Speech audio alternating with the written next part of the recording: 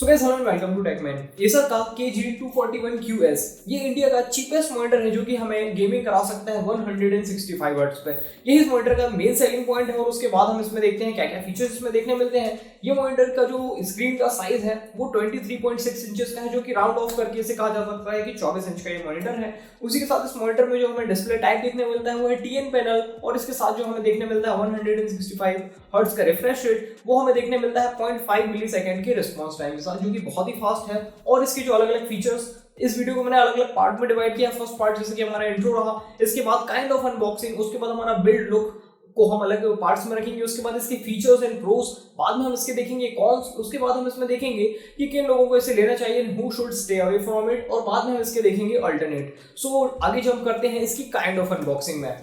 सो ये मॉनिटर जो हमें देखने मिलता है ये 12,000 रुपीज की प्राइस में मिलता है, और नया यदि आपको लेना है तो डिपेंडिंग अपॉन द डील से 10,000 में भी आप ग्रैब कर सकते हैं।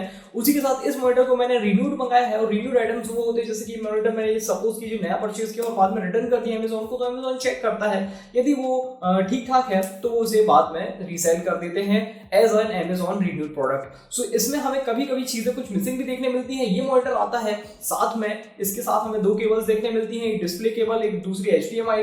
उसी के साथ ये मॉनिटर के साथ हमें देखने मिलता है स्टैंड, जो कि दो पार्ट में डिवाइडेड है, साथ में कुछ पेपर वर्क्स और ऑब्वियसली कार्डबोर्ड की पैकेजिंग। तो इसमें मुझे क्या मिसिंग मिला है, इसमें मुझे मिली है मिसिंग HDMI केबल, बाकी सारी चीजें थी, पेपर वर्क, कार्डबोर्ड बॉक्स, बाकी पैकेजिंग स्टैंडर्ड जो भी हमें देखने मिलती है वो सारी चीजें थी। मॉनिटर भी इंटैक्ट है इसमें। ये जो आप बेजल देख रहे हैं इसमें जो लेमिनेशन आता है वो भी प्रीवियस ओनर ने इसका नहीं निकाला हुआ था। सो इस तरीके से हम इसकी अनबॉक्सिंग कंक्लूड करते हैं।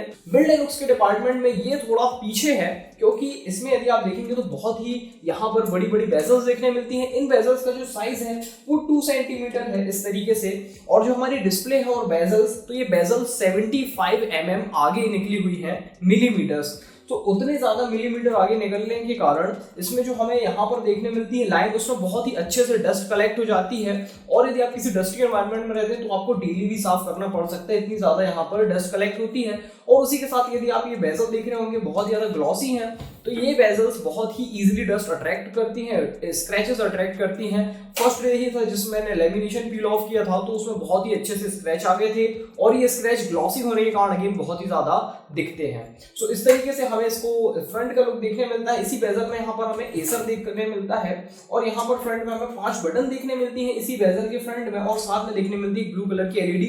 सामने दी गई बटनें थोड़ी पुरानी डिजाइन लैंग्वेज है, और अब ये वाला जो डिजाइन लैंग्वेज और एस्थेटिक्स है लोग प्रेफर करते हैं कि जॉयस्टिक और बटन नीचे या पीछे हमें देखने मिले।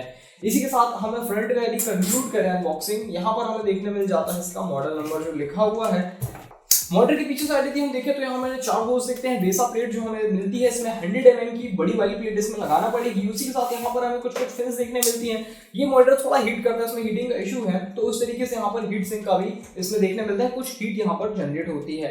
पीछे साइड हमें यहाँ पर 2 HDMI के पोर्ट देखने मिलते हैं, डिस्प्ले पोर्ट देखने मिलता है, और यहाँ पर पावर की कॉर्ड देखने मिलती है। इसमें जो भी कन्वर्जन होता है AC to DC यहीं पर अंदर होता है, और उसी के साथ इसका वेट जो है बहुत ही ज्यादा हो जाता है।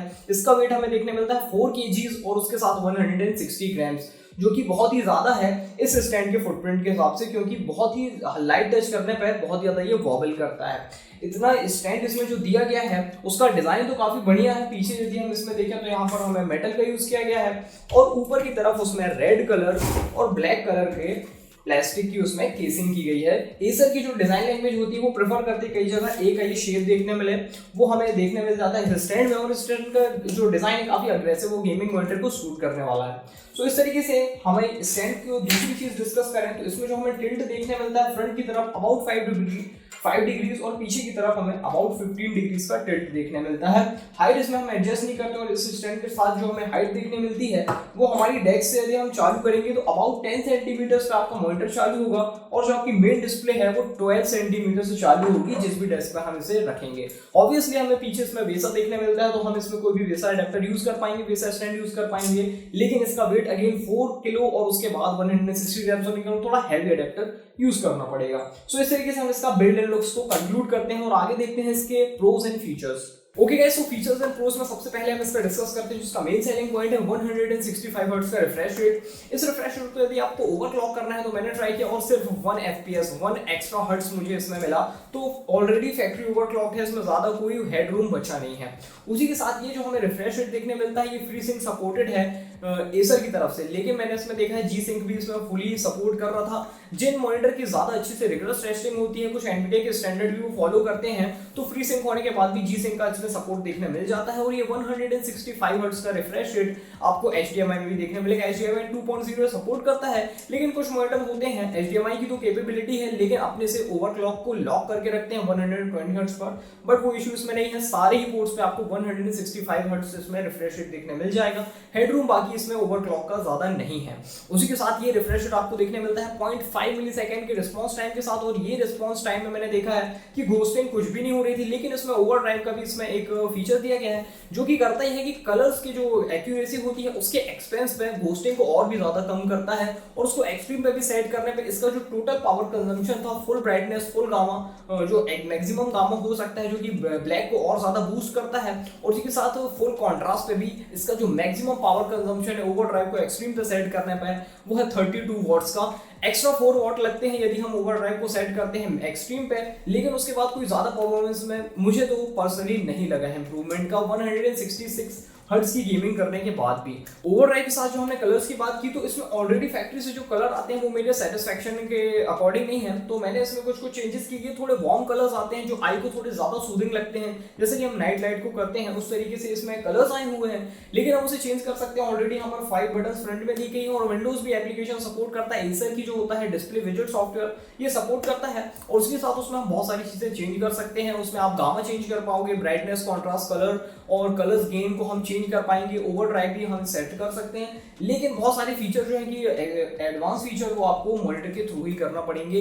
बेसिक फीचर्स आप इसमें पीसी के थ्रू भी कर पाओगे बिना बटन्स को यूज किए। सो इस तरीके से ये फीचर्स आते हैं। आपको फैक्ट्री के बाद जो इसमें सेटिंग्स आती है उसमें कुछ चेंजेस करना पड़ सकते हैं। बाकी कलर्स में जो लास्ट हमें इशू देखने मिलता है वो है ब्लीडिंग का, जो कि मेरे IPS पैनल है उससे हल्की से ज्यादा इसमें ब्लीडिंग देखने मिली है। मे बी क्योंकि रिफर्बिश्ड यूनिट है तो प्रीवियस ओनर ने शायद सेंड किया है, कुछ इसमें इशू ऑलरेडी हो सकते हैं, बट जो ब्लीडिंग की पिक्चर है उसमें आपको दिखा रहा हूँ, थोड़ी सी ब्लीडिंग ज्यादा है। लेकिन जो मेरा रूम है इसमें फुल डार्क करने के बाद भी जो नॉर्मल मीडिया कंजम्पशन होता है उसमें भी ज्यादा नोटिसेबल नहीं है, तो कोई भी ज्यादा किसी भी तरीके से इसमें डील ब्रेकर नहीं है। हाँ, टीएन पैनल की बाकी चीजों की बात की जाए तो जैसा कि इसमें हम साइड से देखेंगे तो यहाँ पर थोड़ी येलोइश टिंट आ जाती है, ऊपर से आप इसमें देखेंगे तो थोड़ी ब्लूइश टिंट आ जाती है, और नीचे से देखेंगे तो एकदम अनयूजेबल हो जाता है। ये टीएनएल पैनल की खुद का इंट्रिंसिक कौन है इस मॉनिटर का, ये कौन नहीं है। तो इस तरीके से हम आगे चलते हैं इसके कॉन्स की तरफ। सबसे पहले जो मैंने टीएनएल पैनल आपको बताया, यदि आप टीएनएल पैनल रेड हैं तो ये चीज आपको ध्यान में रखना पड़ेगी। दूसरी बात ये कि आपको इसको मल्टीपल मॉनिटर के सेटअप में यूज करना है तो भी मैं आपको एडवाइस करूंगा कि बिल्कुल आपको नहीं करना चाहिए,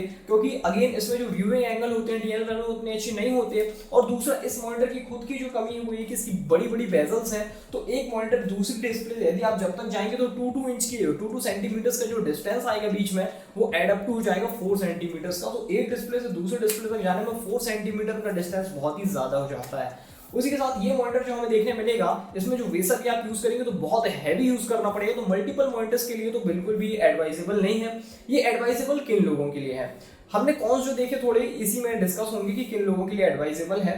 तो ये एडवाइजेबल है यदि आपको देखो सिंगल गेमिंग करनी है, अपने से सामने से यूज करना है, कोई आइट साइड से कोई दोस्त नहीं बैठ रहे हैं, मूवीज नहीं देख रहे हैं, ठीक है ना, सामने बैठ के 165 हर्ट्ज पे गेमिंग करनी है, बहुत ही बढ़िया मॉनिटर है, फुल बिल्कुल रिकमेंडेड है। लेकिन यदि गेमिंग करनी है मल्टीपल मॉनिटर्स में, रिकमेंडेड नहीं है। एडिटिंग करनी है जिसमें कि बहुत ही ज्यादा कलर करेक्शन वगैरह चीजें करनी है, फोटोशॉप वगैरह, रिकमेंडेड नहीं है। यूज कर पाओगे, कर सकते हो, लेकिन रिकमेंडेड नहीं है।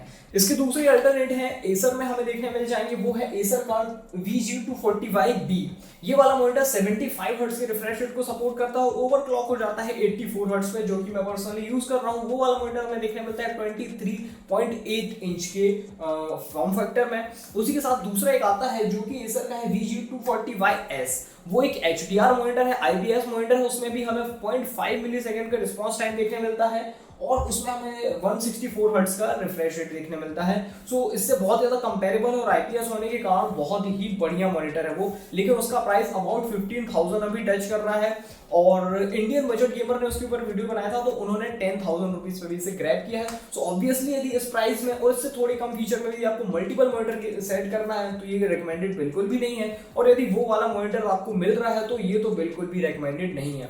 सो हमने देखा यदि आपको ये सबसे सस्ता मॉनिटर पड़ रहा है और 165 हर्ट्ज को यूज करना है, एक्सपीरियंस करना है तो आप ले सकते हैं, लेकिन यदि आपको प्रोडक्टिविटी करना है और यदि मल्टीपल मॉनिटर सेट करना है तो नहीं लेना है, और यदि इससे सस्ता मिल रहा है आईपीएस में तो भी इसे नहीं लेना है। So I hope I have solved some queries about this monitor.